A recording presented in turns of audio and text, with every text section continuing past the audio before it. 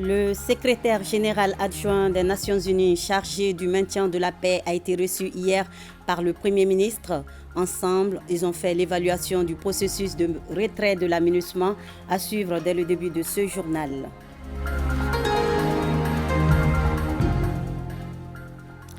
La photographie est célébrée le 19 août de chaque année. Pour l'occasion, nous allons parler dans ce journal de l'impact du numérique sur le traitement et le tirage de l'image à l'ère de la numérisation. Ce sera avec notre équipe régionale de ORTM Sikassou.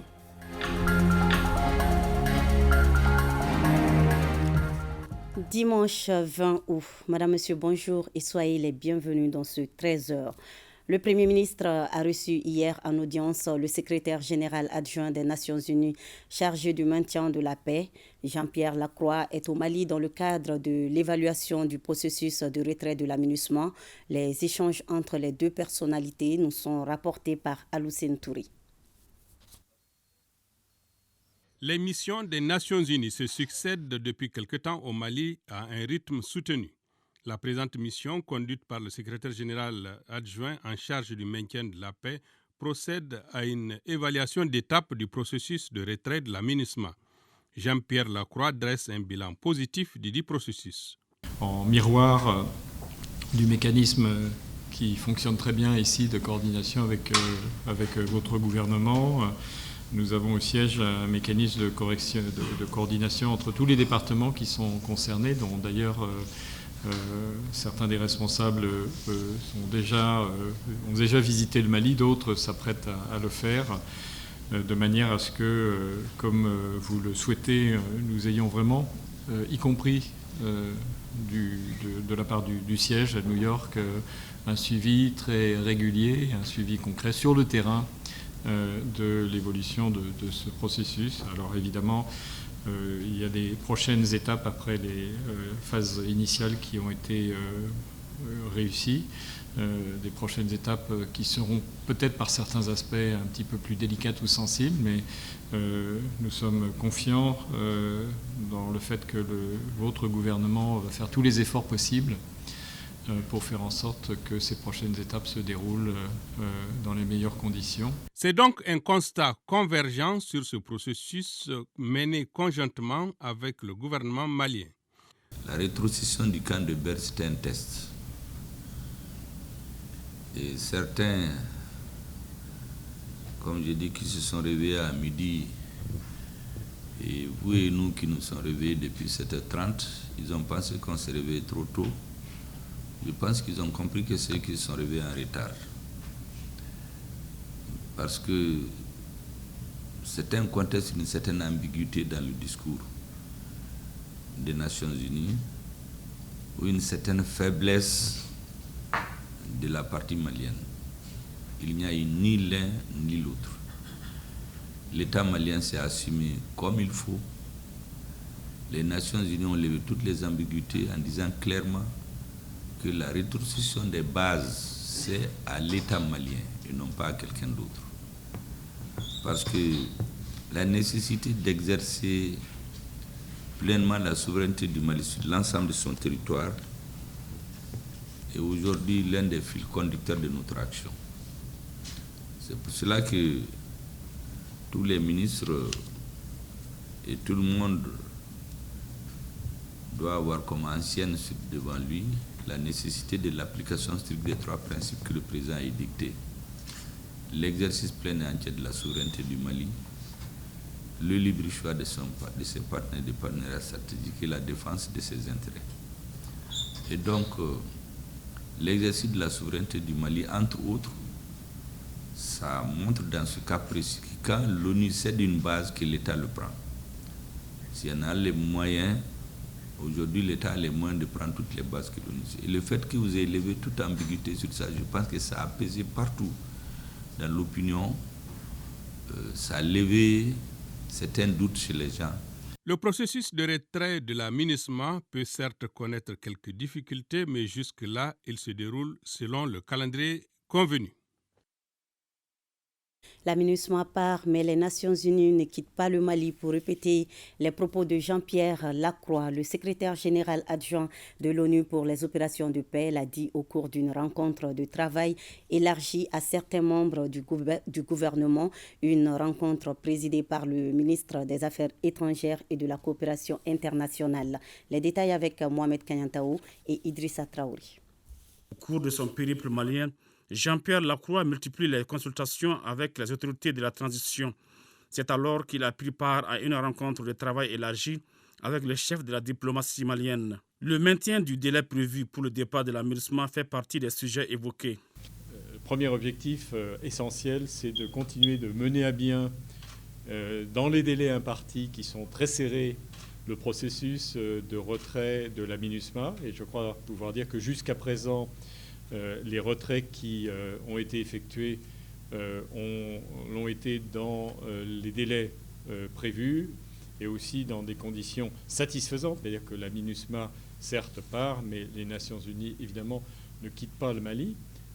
Comment faire en sorte que nous posions les cadres nécessaires pour la poursuite de ces activités? Ça suppose la poursuite de nos consultations, puisqu'il nous appartient d'avoir de la part des autorités maliennes une expression complète de leurs attentes dans les différents domaines des activités des Nations Unies, qu'il s'agisse des domaines politiques, qu'il s'agisse du domaine de l'action humanitaire et d'autres domaines encore. L'État malien va exercer sa mission. Naturellement, il y a des groupes terroristes qui essayent de s'opposer à cela. Nous allons les combattre pour pouvoir exercer notre travail. Avec nos frères qui sont des mouvements signataires, nous allons continuer à travailler avec eux, à nous engager en tout cas dans les meilleures conditions possibles à créer un environnement apaisé et sécurisé. Nous lançons un appel à tous les membres de ces mouvements signataires de comprendre le processus qui est en cours et qui va aider à apporter la sécurité à tous et qui ne remet pas en cause notre engagement pour la paix et de ne pas entraver ce processus de sécurisation et de reprise en main de notre pays. À la tête d'une forte délégation, l'émissaire onusien s'est dit confiant en les autorités de la transition. Jean-Pierre Lacroix s'est dit également prêt à œuvrer pour le retour de la paix au Mali. Le ministre de l'Industrie et du Commerce préconise un changement de méthode qui met l'accent sur l'anticipation dans l'action et des mesures à court, moyen et long terme seront prises pour des résultats concrets. Cette vision est partagée avec les acteurs du secteur privé. On fait le point avec Ba Traoré. La vision du ministre de l'Industrie et du Commerce déclinée en plan de travail pour des résultats meilleurs. Ces nouvelles orientations sont partagées avec les organisations du secteur privé. Le ministre Moussa Alassane Diallo opte pour la carte de l'anticipation en préconisant une rupture des méthodes. Des mesures à court, moyen et long terme constituent l'ossature de cette nouvelle recette. Cette vision repose sur 3 éléments clés. Le premier élément clé, c'est assurer à court terme la stabilité de l'approvisionnement du marché en produits de première nécessité. Ce que j'appelle une situation d'urgence à laquelle il faut apporter des réponses très très importantes. Une fois qu'on aura stabilisé le marché, le deuxième axe de notre vision, c'est de dire qu'aujourd'hui, le Mali doit assurer la relecture de sa politique industrielle de façon à assurer la promotion des petites et moyennes industries qui seront de nature à assurer la transformation de la production nationale. Et le troisième axe, c'est de dire aujourd'hui comment assurer aujourd'hui la mutation du secteur commercial vers le secteur industriel. La démarche est saluée par les acteurs du secteur privé qui disent fonder un réel espoir sous le nouveau ministre. Nous avons bien sûr apprécié cette vision, une vision qui tourne essentiellement autour de l'industrialisation du pays. Et nous apprécions et nous le remercions de nous avoir honorés, d'être venu vers nous pour nous parler de sa vision. Et nous allons l'accompagner dans la réalisation de cette vision. On pense que ce qui a été dit aujourd'hui, ici, si nous réussissons à atteindre 50% de ce qui a été dit, on relance de manière permanente l'économie malienne. Lors des débats, l'accent a été mis sur la lutte contre la corruption et la concurrence déloyale, de même que le respect de la réglementation et des normes du secteur. Lions Club International Bamako a organisé une campagne de dépistage du diabète et de la cécité à l'intention des habitants de Missabourou et ce sont plus de 500 personnes qui ont été prises en charge. L'opération s'inscrit dans le cadre des activités du camp international des jeunes. Compte rendu, Bokari Koulibaly et Abdoulaye Diarra. Une effervescence ici au jardin du centenaire à Bissabougou et pour cause, une séance de consultation ophtalmologique et diabétique gratuite au bénéfice des habitants du quartier. Une campagne initiée par le Lions Club International pour non seulement sensibiliser mais aussi inciter la population à se faire dépister. Le contenu de ce projet-là, c'est la sensibilisation d'abord. À sensibiliser la population, à prendre conscience qu'on doit se dépister très tôt. Nous sommes déjà à plus de 500 personnes consultées. Et de 7 heures à maintenant, 506. Le diabète est en passe de devenir un problème de santé publique majeur au Mali avec une prévalence de 9% selon les spécialistes de la santé. 56 personnes dans le monde sont amputées par suite du diabète par jour. Et ça, c'est des chiffres que la Fédération internationale du diabète nous donne. Le diabète aussi est l'une des causes principales de cécité à l'âge adulte. Ici, à Missabougou, beaucoup de gens rencontrent des problèmes oculaires et diabétiques. Grâce à ces consultations, les bénéficiaires seront édifiés sur l'état de leur santé. Nous leur en sommes vivement reconnaissants. Pour témoigner de l'intérêt que les Lions Club accordent au bien-être de l'environnement, une campagne de reboisement a été initiée en marge de cette journée dédiée à l'accès aux soins. Apaisement du climat social au Mali, un projet culturel sur la promotion de la paix à travers l'information et le dialogue vient d'être lancé à Caille. C'est une initiative du ministère de l'Artisanat, de la Culture, de l'Industrie hôtelière et du Tourisme avec l'appui financier de la MINUSMA. Reportage Moriba Keita.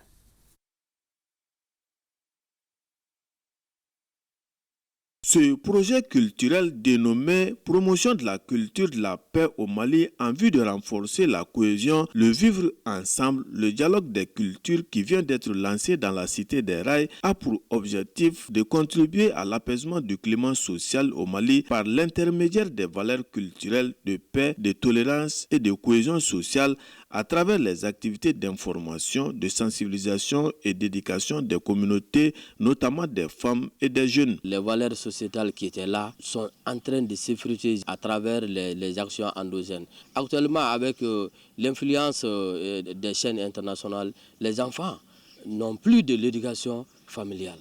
Et il faut que nous revenions à nos valeurs-là. Au cours de ce projet culturel, plusieurs activités seront réalisées, à savoir l'organisation des séances d'information et de sensibilisation portant sur la protection et la promotion de la diversité des expressions culturelles et la promotion de la culture, de la paix et du dialogue interculturel, l'organisation de conférences débats sous forme de sessions, des diffusions des messages radio entre autres. L'engagement des acteurs que nous sommes, la société civile grandement représentée par les hommes de culture, les professionnels des secteurs de l'artisanat, la culture et du tourisme, la presse devrait être de mise et constant dans le cadre de l'information, de la communication, de la sensibilisation en vue de la sauvegarde des valeurs culturelles, facteurs de cohésion sociale, du vivre ensemble, d'un brassage culturel et d'un dialogue fécond.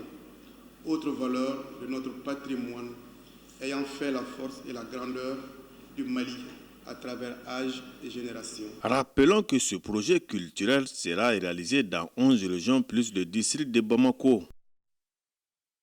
Hier 19 août, c'était la journée mondiale de la photographie, la photo que nous sollicitons généralement pour garder avec nous nos plus beaux souvenirs de mariage, baptême ou d'autres grands événements. Et bien de nos jours, le numérique facilite le travail aux photographes. Il permet aussi à des acteurs non professionnels de s'incruster dans la profession. Constat avec une équipe de ORTM Sikasso dirigée par Moustapha Doumbia. La photographie est à la fois un art et une profession qui a connu des évolutions relatives, notamment à l'introduction des appareils photo numériques. L'arrivée de ces appareils a eu comme conséquence l'abandon des appareils photo argentiques dont l'utilisation exigeait des pellicules. Seibou Traoré, le plus ancien photographe en activité de la région de Sikasso, dispose encore de quelques matériels utilisés dans le tirage de la photo argentique. C'est des appareils de 72. Donc lui, il permettait de faire des photos noires et blancs. Donc cet autre appareil maintenant, on appelle agrandisseur. Un agrandisseur, c'est lui qui servait à tirer les photos. Donc que ce soit les poses entières, les photos d'identité. Et ça, c'est un appareil russe. Le numérique a considérablement modifié le secteur de la photographie. Le changement se fait sentir dans les procédés de prise de vue ainsi que dans le traitement et le tirage de la photo. Les appareils anciens ne pouvaient pas traiter les photos. Donc, une photo faite était vraiment à 100% conçue. Il n'y avait pas de trucage là-dedans. Donc, mais de nos jours, les photos sont truquées. Autrefois, donc, avec les photos, on pouvait même juger quelqu'un. Les photos pouvaient entrer dans les jugements, donc dans les témoignages, quoi. Au début, nous, on a commencé avec l'analogie.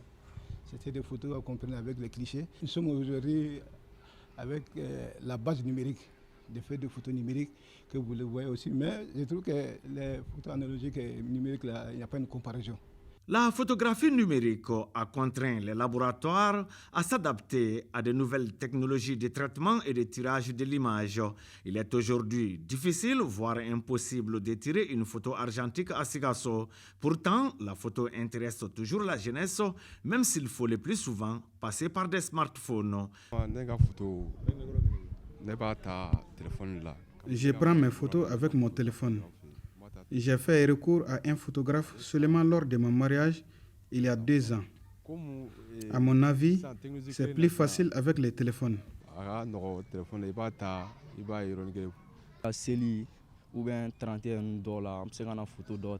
Nous avons besoin du photographe lors des fêtes et autres grands événements. Sinon, nous faisons nos photos avec nos téléphones.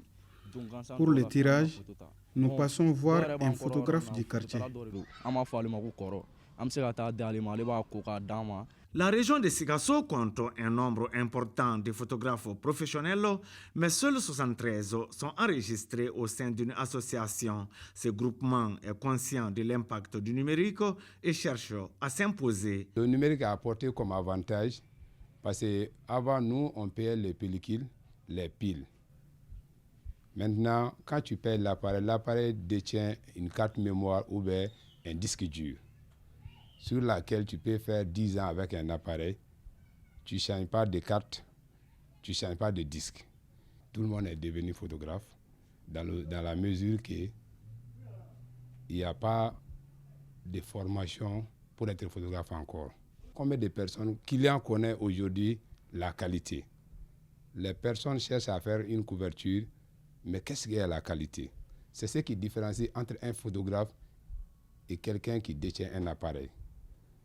Selon les plus anciens photographes de la région en activité, les photos en couleur étaient tirées à l'extérieur dans les années 1981 et il fallait attendre 1 mois pour disposer d'une photo en couleur.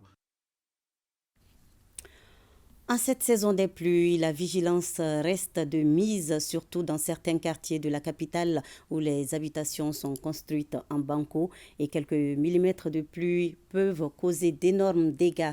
Dans ces quartiers, les dangers visibles ont pour nom fissures des bâtiments, branchements anarchiques des fils électriques, entre autres. La rédaction s'est intéressée au sujet. C'est une réalisation d'Alpha Maïga.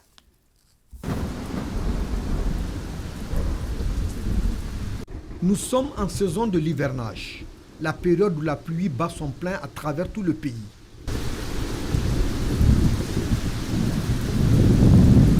Ici, dans un quartier de la capitale de Bamako, Koulibaly, le chef de famille assis dans sa cour, où sont visibles des fissures sur le bâtiment, un peu partout. Non loin, branchement électrique à haut risque.